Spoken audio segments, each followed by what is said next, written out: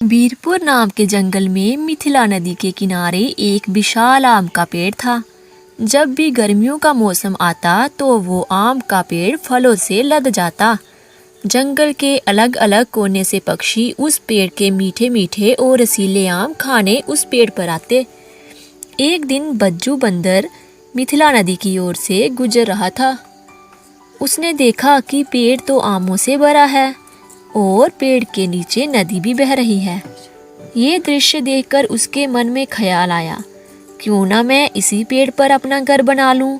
यहाँ मुझे खाने को मीठे मीठे आम भी मिलेंगे और पीने के लिए पानी भी। फिर बज्जू बंदर उसी पेड़ पर रहने लगा। एक दिन मीनू चिड़िया खाना ढूंढते ढूंढते उसी पेड़ पर आ गई।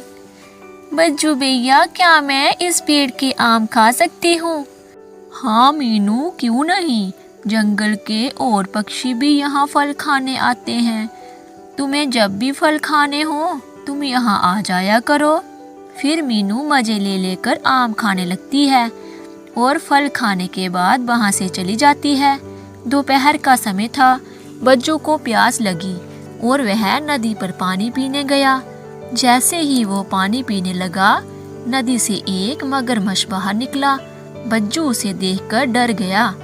मगरमच्छ ने बज्जू से कहा, बंदर, तुम यहाँ क्या कर रहे हो इस नदी पर?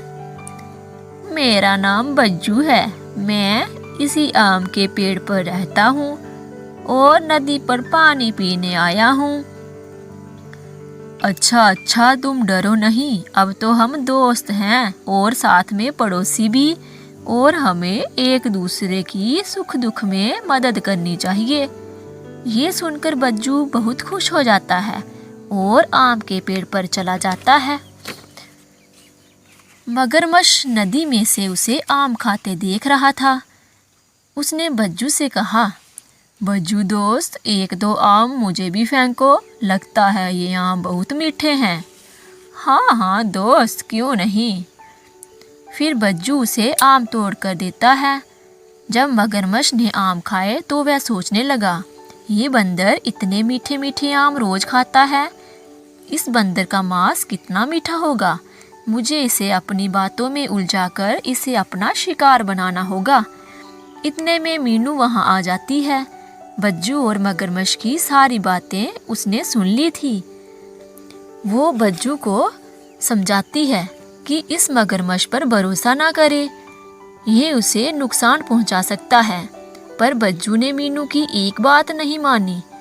उसे मगरमच्छ पर पूरा यकीन हो गया था। मीनू आम खाने के बाद अपने घर की ओर लौट जाती है।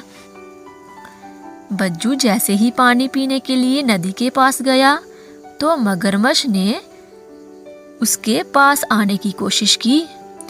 वह उससे बातें करने के बहाने धीरे धीरे उसके करीब पहुंच गया।